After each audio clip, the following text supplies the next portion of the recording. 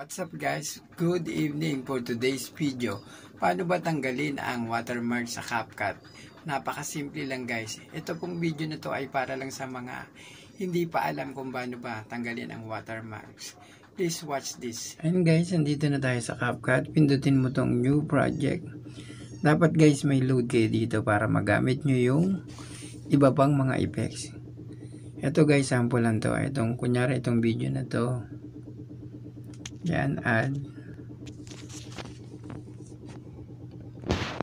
Yan guys, play natin. What's up guys? Good evening for today's video. Medyo fast forward natin guys. Yan guys, oh. Pipindutin mo lang tong ending na to para yan oh guys, oh. I-delete mo lang yan. Yun, ganun lang kasimple guys.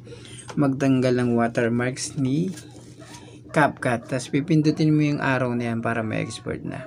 Guys, sana nakatulong tong video na to. Thank you for watching. Follow for more.